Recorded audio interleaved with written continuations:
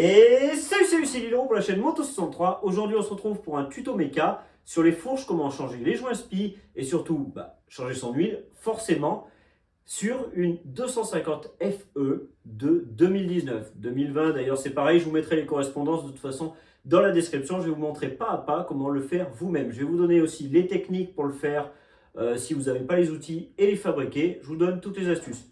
Vous connaissez le système? On prend la GoPro, on la met sur le front. Allez, c'est parti, vous connaissez le concept, je vais vous montrer pas à pas comment faire votre fourche. Donc comme vous pouvez le voir là, ça pisse comme il faut, hein, donc bon, je sais pas si à la caméra vous verrez parce que c'est pas d'une grande qualité non plus la GoPro, mais au moins c'est beaucoup plus pratique de vous faire les tutos comme ça maintenant et vous avez l'air d'apprécier. Donc ce que vous allez faire, c'est vous allez commencer, la première chose à faire c'est ça, hop, vous enlevez votre plaque sur votre KTM, hop là, tranquille. Là vous allez venir desserrer ici et ici. Pour dévisser ici, clé de 10, hop là, tac, tac.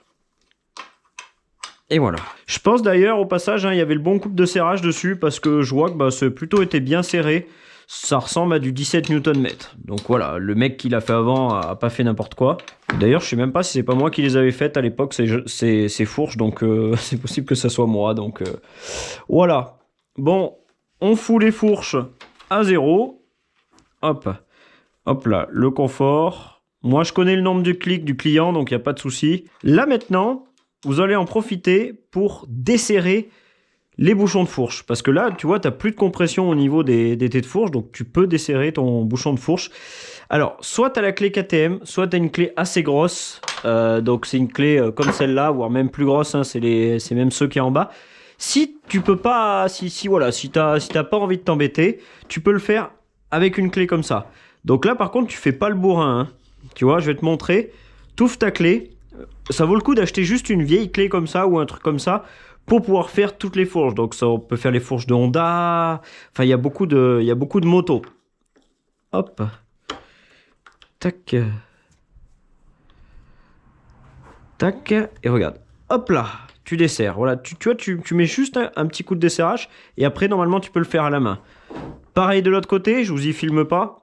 Il y en a qui les serrent beaucoup trop fort, ça c'est de l'alu, hein. Il n'y a pas besoin d'y serrer énormément fort. Du moment que le joint fait étanchéité, vous verrez il y a un joint à l'intérieur, donc je vous montrerai comment c'est fait. Donc maintenant pour enlever votre fourche, il va falloir commencer par enlever l'étrier. Donc hop, moi je les avais au préalable desserrés, hein, c'est pour que ça aille plus vite. Ensuite, le bouchon, moi je pose ça à côté, comme ça tu vois je les range.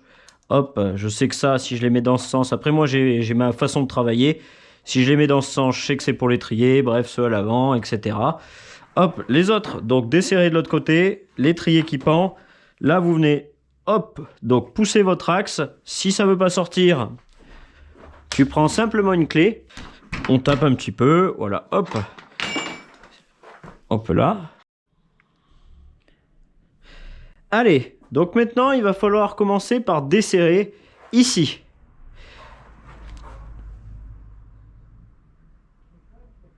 Donc maintenant, pour enlever votre fourche, il va falloir commencer par enlever l'étrier.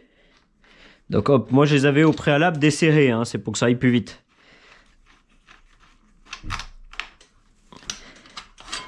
Hop. Ensuite, le bouchon. Moi, je pose ça à côté, comme ça, tu vois, je les range. Hop, je sais que ça, si je les mets dans ce sens, après moi, j'ai ma façon de travailler. Si je les mets dans ce sens, je sais que c'est pour l'étrier, bref, ceux à l'avant, etc. Hop, les autres, donc desserrés de l'autre côté, l'étrier qui pend. Là, vous venez, hop, donc poussez votre axe. Si ça ne veut pas sortir, tu prends simplement une clé. Hop, une clé comme ça. Bon, peut-être un peu plus petite. Je trouve ça vraiment top cette GoPro parce que vous voyez vraiment moi ce que je fais moi et au final c'est pas plus mal.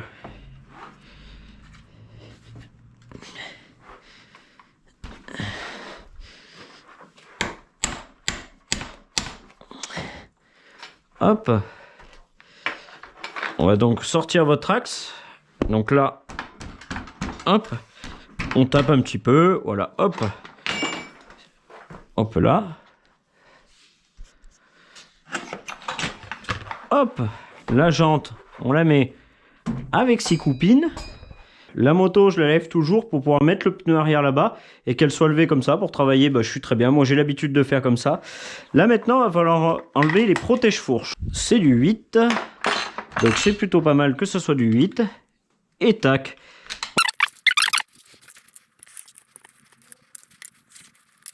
C'est bien sale. Et ça, faudra y nettoyer correctement. Quand on fait une fourche, on y nettoie correctement. Hop, ça, je vais y placer là. Parce que sinon, j'ai tendance à y perdre. Ensuite, 10. On ne resserre pas à la visseuse. Hein. On se rappelle. Et elle n'est pas du tout forte. Hein. Ça fait du bruit, mais c'est pas fort. Et voilà. Hop là. Et voilà. Déjà, on a un bâton de fourche. Maintenant, on n'oublie pas les morts. Hein. J'en vois beaucoup qui serrent leur fourche dans des choses. C'est pas ouf. Ça va pas être top pour vous. Alors, je vais pas du tout les serrer fort. On va les prendre par là. Mais je préfère les prendre par le talon. On va pas du tout les serrer fort. Vraiment, pour qu'on ait juste à dévisser. Hop là, donc vous dévissez, ou soit vous prenez la clé, ou à la main. Normalement, à la main, ça vient. C'est ce que je vous disais tout à l'heure. Vous voyez, il y a un petit joint. Du moment que le joint fait contact et que c'est vissé, ça ne veut pas se dévisser en roulant. Hein. Vous avez vu, il y a quand même un paquet de filets avant le filetage. Vous entendez le pchit, c'est qu'en fait, la personne n'enlève pas l'air assez souvent. Donc ça, faudra que je lui dise au client, c'est-à-dire qu'en fait, de temps en temps, quand sa moto est levée comme ça, faut qu'il enlève la vis et ça enlève l'air et ça permet à vos fourches de gagner en durée de vie. Ok, ok. Donc c'est 24. Donc là, tu baisses le ressort. Je sais pas si tu vas voir. Donc là, tu baisses le ressort. Tac. Voilà, tu peux reposer là. Et là, tu vas venir prendre donc, la clé que j'ai utilisée tout à l'heure ou la clé KTM. Mais c'est pour vous montrer comment on peut faire avec du matériel simple. Vous verrez pour les joints SPI aussi tout à l'heure. Voilà. Hop là, tu vois. Le tout, c'est de pas ripper parce que sinon, ça abîmerait un petit peu le bouchon. Bon, en enduro, c'est pas très grave. Sur une routière, ça serait un peu embêtant. Après, les routières, elles sont faites complètement différentes. Vous pouvez regarder les tutos sur la chaîne ou il va en avoir d'autres des tutos, donc vous le verrez. Hop. Tu peux même enlever la clé là, tu vois. Tu peux enlever la clé. Voilà. Hop. Donc là, on va mettre le bouchon. Moi, ce que je vais faire, c'est que je vais enlever ça. C'est un appareil à fourche que j'ai fabriqué pour les fourches de routière. Si ça vous intéresse de savoir comment je l'ai fabriqué, bah, je vous en ferai une petite vidéo. Hop. Là. Voilà. Alors j'ai un petit conseil à vous donner. Si vous ne connaissez pas le nombre de millilitres qu'il y a dans votre fourche, même si ça fuit un peu, et que vous n'avez vraiment pas d'indication sur votre fourche, moi sur les KTM j'en ai des indications, j'ai aucun problème pour ça. Vous mettez ça dans un petit récipient et vous regardez combien il y a. Et comme ça, si vous avez besoin de remettre après de l'huile dans la fourche, vous mettez ce qu'il y a, voire un petit peu plus. Mais ça, s'il n'y a plus de manuel d'atelier, s'il n'y a vraiment rien du tout, hein, sinon, enfin voilà quoi, vous faites pas de dinguerie. Hop, le ressort, je le pose. Et là, je vide ma fourche. Hop, donc là, comme vous pouvez le voir, hop, sous le ressort, vous avez donc une petite rondelle plastique. Voilà. Et là, vous avez votre tige à enlever.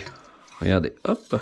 Moi, tu vois, j'ai fabriqué un petit établi pour mes fourches. Donc là, je mets le bout de la fourche. C'est toujours la même taille. Et j'y laisse comme ça. Et j'y laisse égoutter généralement toute la nuit. Mais avant de faire ça, je fais toujours, tu vois, comme ça. Tu vois, j'y vide vraiment entièrement. J'espère que vous verrez bien avec ce nouveau format. Hop là. Tac. Je vais essayer de me mettre à niveau pour que vous puissiez bien voir. Hop, vous allez venir. Donc, oulala. Vous allez venir donc à cet endroit. Hop, chercher le joint SPI. Hop, pour l'ouvrir. Hop, voilà, vous voyez, des tout petits coups pour pouvoir l'ouvrir. Attention, on n'y va pas avec un gros tournevis, hein, parce que là, vous voyez, il y a de l'alu. Et ça va abîmer l'alu. Donc là, voilà, tout doucement. Et vous verrez que moi, je n'ai pas marqué du tout l'alu. Hein. J'ai pas mis des gros coups de tournevis. À l'intérieur, là, donc là, vous verrez sûrement pas, vous avez un clips. Ce clips, va falloir l'enlever. Donc en fait, ce clips, il y a le bord. Il est en biseau, un petit peu comme ça. Il suffit de passer le tournevis dessous, d'à peine tourner, hop, et le faire sauter. Donc je vais essayer de vous le montrer une fois qu'il sera sorti. Donc là, voilà, pareil, on y va en douceur. Regardez, hop là, le voilà. Je sais pas si vous verrez, mais vous voyez, il est un peu en biseau, ce qui vous laisse passer le tournevis, faire comme ça et l'enlever. Il y a une petite gorge à l'intérieur, on la verra tout à l'heure. Donc là, c'est un petit peu barbare ce qui va se passer. On va donc tirer comme ça. Et voilà. Donc là où se mettait le clip tout à l'heure, je vais te montrer. Tout à l'heure, donc il était là, dans la gorge, tu vois. Donc pour l'enlever, petit coup de tournevis, hop, et tu l'enlèves. Donc ça, on va le mettre de côté et on va le nettoyer après. Parce qu'il va falloir y nettoyer proprement, hein. On ne remonte pas que des choses sales. Maintenant, on va parler de la bague de friction. Donc la bague de friction, tu l'écartes un peu et tu la fais sortir. Alors, donc vous voyez à l'intérieur, c'est normal qu'elle soit couleur cuivre. Donc normalement, vous devez y voir. Vous voyez, couleur cuivre.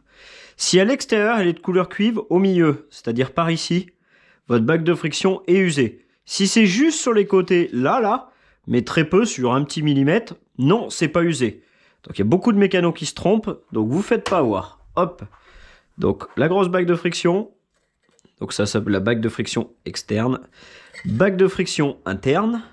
Pareil, de ce côté, pas de problème. Ça peut être d'une certaine couleur. L'intérieur, vous voyez, c'est le même revêtement qu'ici. Voilà, s'il est sur un petit millimètre, il n'y a pas de souci, mais si c'est au milieu, c'est pas bon. Hop, on y met ici. Ensuite, la grande rondelle qui se trouve juste là dans la fourche.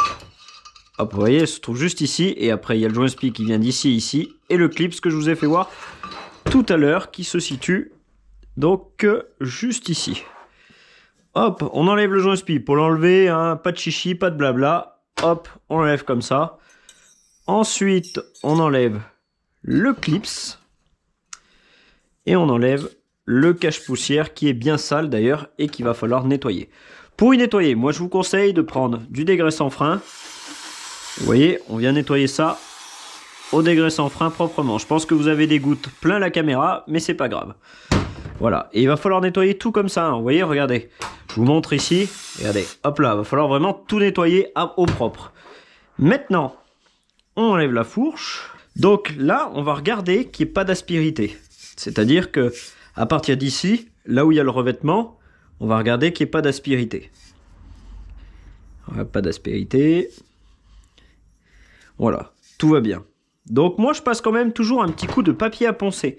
Je prends du mil avec de l'huile. Je prends un petit peu d'huile que je passe dessus. Hop, voilà. Et ensuite, je me mets sur le fourreau et je l'astique. Et voilà. Ça enlèvera les petites aspérités, des fois que des branches soient accrochées, les micro-rayures. Voilà. Là maintenant, je vais garder ce papier pour la prochaine fourche, c'est-à-dire l'autre fourreau. Et là, je vais venir nettoyer ma fourche. Et là, c'est important de bien nettoyer. Donc, je peux la mettre la tête à l'envers. C'est ce que je vous ai expliqué tout à l'heure pour ceux qui font des préparations de suspension, là, quand ils enlèvent pour les clapper, etc. Ça vaut le coup d'enlever la cartouche entière, tu vois, pour bien venir nettoyer tout au fond, etc. Toutes les saletés, vraiment. Là, voilà, quand c'est juste des joints spi et l'huile à changer, pas besoin d'enlever la cartouche entière. Je sais que dans les commentaires, il y en a qui vont réagir, qui vont dire « Oh non, mais faut faire comme ça !» Il y a toujours des génies dans les commentaires. Quand vous allez en concession, c'est comme ça qu'ils font. Quand vous regardez peut-être des tutos sur internet, je sais pas, je les ai pas regardés, c'est comme ça qu'ils font. Donc venez pas la ramener dans les commentaires, ça suffit. Ça sert à rien de me dire des choses comme ça. Voilà. Donc si vous voulez le faire complet, vous pouvez, hein, il y a juste le bouchon enlevé, et hop. Mais ça aura pas grande utilité. Hop. Donc là, maintenant, je vais la mettre à l'envers. Et là, je vais venir la nettoyer. Et voilà, pareil, hein, tu fais pareil sur le tube de fourche. L'intérieur, pareil. Hop, tu le nettoies. Allez, on récupère la fourche. On va la mettre dans les morts. Donc ici, ce qu'il va falloir faire, c'est mettre un petit bout de scotch. Alors moi, je mets un petit bout de scotch transparent. D'autres vont mettre autre chose. Bon, bref, mettez quelque chose qui va venir protéger les lèvres à cet endroit, ici et ici. Ça va permettre de ne pas abîmer votre nouveau joint spi. Le joint spi, vous regardez bien que ça soit les mêmes Donc là, ouais. Hop, ici aussi. Vous avez des numéros qui sont marqués tout autour du joint SPI là. Donc pensez que vous pouvez regarder les numéros et voir si c'est les mêmes avec ceux-là. Hop. Tac. Et tac. Hop là, voilà. Je vais passer les 2 doigts dedans. Hop. Et je vais venir y mettre autour. Hop. Le petit cache-poussière, tu vois, hop, ça passe tout seul avec le papier. Hop, on vient le mettre en bas. Ensuite, vous avez le clips. Hop. Le clips. Ensuite, le nouveau joint SPI. Alors, moi, ce que je conseille, c'est mettre un petit peu de graisse lithium. Juste, prenez un petit tournevis, vous prenez un petit peu de graisse lithium et vous venez le mettre à l'intérieur. J'allais prendre le mauvais joint SPI. Hop, avec le doigt. Ça va venir. Hop là. Pareil, on passe bien là. Tu vois, là, si tu n'avais pas un peu de film plastique, eh ben, ça viendrait abîmer ton joint SPI. Donc, il y en a des garages qui rendent ça en force, etc. Enfin bon. Voilà. Là, tu fais ça avec ton joint SPI. Hop. Donc, comme tu peux voir, il fonctionne bien. Il y a les traits, tout va bien. Ça, tu vas y essuyer. Voilà. Et à chaque fois que tu verras une marque sur ton fourreau, comme ça, tu vas venir y essuyer. Hop. La rondelle derrière. La bague de friction interne qui est en bon état. Donc là, tu peux enlever ton scotch. Regardez, en plus, hop, ça s'enlève assez facilement. Ta bague de friction ici. Hop. Maintenant, tu vas pouvoir enfiler ton fourreau. Donc pour l'enfiler, très simple. Hop. Là, voilà. Maintenant, il va te falloir quelque chose pour enfiler donc ce joint SPI. Pour enfiler ce joint SPI, soit il existe des appareils. Je vais vous montrer l'appareil. Sinon, vous pouvez en fabriquer un. Je vous montre d'abord l'appareil et je vous montre pour le fabriquer. Alors normalement, pour les fourches Husky, c'est le bleu. Et voilà. Donc vous avez l'appareil. Les mâchoires, vous voyez, elles sont en 2 parties. Ça se ferme ici. Et là, paf, tu vas venir taper pour que là, tu vois, ton joint SPI entre bien à l'intérieur. Vous pouvez vous prendre un petit tuyau PVC. Vous prenez le diamètre ici, donc le diamètre ici c'est le diamètre 43 il me semble, si je dis pas de bêtises. De toute façon c'est marqué sur les joints SPI. 48, vous voyez, je suis un peu fatigué aujourd'hui. Vous prenez un tube PVC avec un diamètre 48, vous le coupez au milieu comme ça, et hop vous venez et paf paf. Alors le désavantage de ça c'est que souvent au bout, bah tu vois c'est un peu, les bords ils sont un petit peu coupants des fois, enfin il reste du déchet entre guillemets. Et donc quand tu viens sur ton joint SPI, tu vas peut-être l'écraser au mauvais endroit et ça va le bousiller. Donc une fois sur deux avec ça, des fois, ça marche bof. Mais il y en a qui font avec et qui y arrivent très bien. Vous pouvez le faire aussi en aluminium, c'est-à-dire que vous pouvez le fabriquer vous-même en aluminium si vous êtes tourneur ou bien si vous êtes capable de le faire.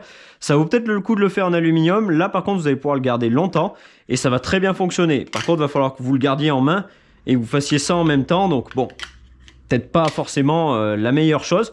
Mais c'est un bon système débrouille. Vous allez vous dire, mais t'en as bien toi, t'en as bien fait. Oui, j'en ai fait pour les trials. Parce que les trials, c'est très très dur de trouver la bonne taille de fourche.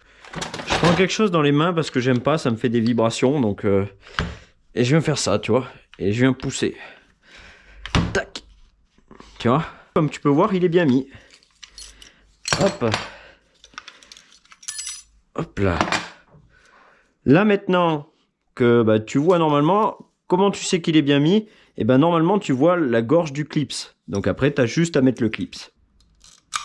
T'as entendu le clic clic? Ça veut dire qu'il est bien mis. Alors moi je commence à le mettre un petit peu avec les mains, il y en a qui vont critiquer, je le mets comme ça un petit peu tout autour. Et après je finis de l'enfoncer avec le pied de fourche en faisant comme ça. Voilà. Maintenant on va mettre l'huile dedans. Alors je peux vous y donner au millilitre. Mais c'est pas la bonne solution les millilitres. C'est-à-dire que vous allez mettre ça dans un verre doseur, hop, et vous allez y envoyer. C'est pas forcément la bonne solution. Tout le monde va pas laisser la fourche comme moi une nuit et goûter. Et donc il va rester de l'huile à l'intérieur. Donc si vous mettez le nombre de millilitres qui est préconisé sur le manuel, vous allez vous retrouver, je sais pas, mettons que c'est 450 millilitres. Et vous allez vous retrouver avec 450 millilitres plus ce qui reste dans la fourche. Donc il reste peut-être, je sais pas, peut-être 10 millilitres, 5 millilitres. Et ça va vous changer le comportement de la fourche. Donc le but c'est que le client retrouve le même comportement qu'il avait à l'origine. Donc c'est mieux de le faire au centimètre d'air. Alors centimètre d'air, c'est-à-dire qu'en fait vous allez mettre l'huile et vous allez prendre un réglé, donc je vais vous le montrer, et vous allez le mettre dedans. Et il faut qu'il y ait exemple 10 cm ou 11 cm, voilà, etc., etc., suivant les préconisations constructeurs. Je vais vous donner les préconisations constructeurs pour cette fourche. Je vais aller sur l'ordi, regarder le manuel. Bon, avant qu'il y en ait qui me traitent de menteur, au niveau de l'air, parce qu'il y a des séries, elles sont à 100, d'autres 110, d'autres 140, il y en a même qui font leur petite tambouille eux-mêmes. Donc, niveau d'huile mesurée, fourche compressée et sans ressort depuis le haut du tube de fourche supérieur, 100 mm, donc 10 cm, entre cette partie et cette partie en huile. Moi, c'est vrai que je mets plutôt 110, donc ça peut varier, c'est-à-dire que vous pouvez... Attendez, je remets un petit peu la caméra. Donc après, ces valeurs, elles peuvent varier. 110, ça va te faire une fourche qui est un petit peu plus souple.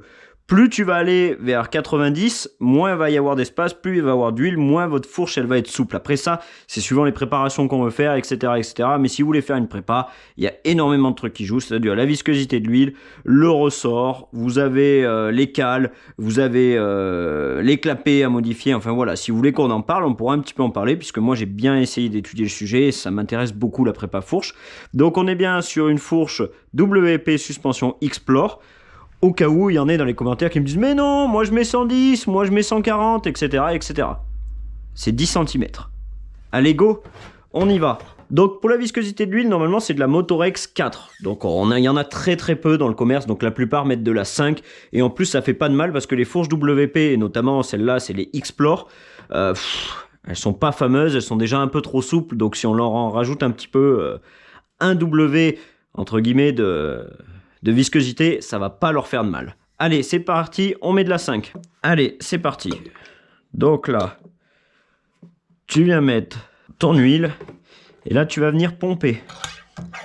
Donc il faut vraiment que ce soit dur tout le long, c'est-à-dire que quand tu lâches, il faut pas que ça fasse ça, d'accord? Allez, on continue, la suite.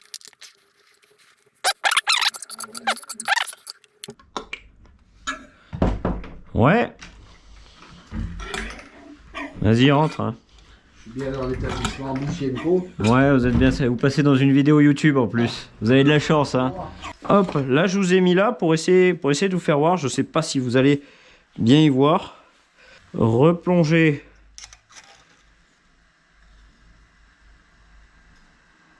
Et là on est à... Je vais revérifier parce qu'on a l'air pile poil à 10. Hein. Hop. On envoie 10.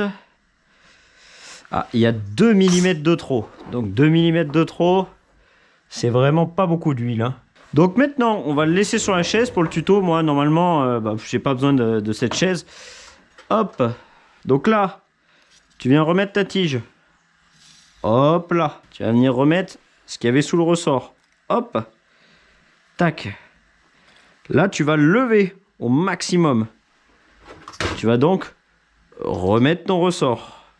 Là, tu vas essayer que ça descende le moins possible pour venir, hop, y rechoper. Là, tu viens ici. C'est là où des fois on parle de cale. C'est-à-dire que là, on vient mettre une cale entre le bouchon et le ressort. Et ça, donc ça fait une cale qui est là. Tu vois? Et ça permet de rajouter de la précontrainte, entre guillemets, quoi. Donc déjà, hop. Je vais visser. Hop, on visse jusqu'au bout. Comme je vous ai dit, pas besoin de serrer fort. Hein. On va serrer à la clé, mais on va pas serrer.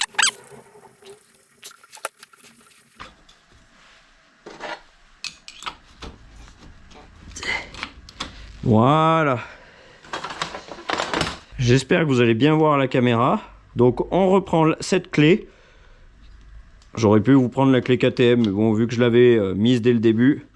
Regardez, hop, là, je serre, mais comme vous pouvez voir, je serre pas fort, ça sert à rien de serrer fort là. Hop, maintenant, je laisse bien la fourche redescendre jusqu'en bas. C'est le fourreau là, hop, et là, je visse. C'est-à-dire que tu reprends pas ta clé et tu viens serrer là, tu remets dans ton thé de fourche, tu resserres que le thé de fourche inférieur. Après, avec ta clé, tu resserres, puis tu resserres le T de fourche supérieur. Pareil, je vais pas te le montrer en vidéo parce que ça sert à rien du tout. Sur KTM, c'est 15 Nm en bas, 17 en haut. Donc ça te sert à rien de faire n'importe quoi. Tu prends bien ta clé dynamométrique, c'est très très important de prendre la clé dynamométrique. Un jour, je vous ferai une petite vidéo, je ne sais pas quand j'aurai le temps, ce sera dans un an, dans 6 mois, j'en sais rien, sur l'explication justement sur les T de fourche. Il y a une petite expérience à faire en faisant coulisser un fourreau, etc. Et vous verrez que c'est très percutant. J'espère que cette vidéo vous aura plu, j'espère que je vous ai donné assez de détails pour que vous puissiez le faire vous. N'hésitez pas à mettre des commentaires déjà pour encourager, un petit like, ça fait toujours plaisir pour le travail effectué. Et on se retrouve pour une prochaine vidéo. Bye!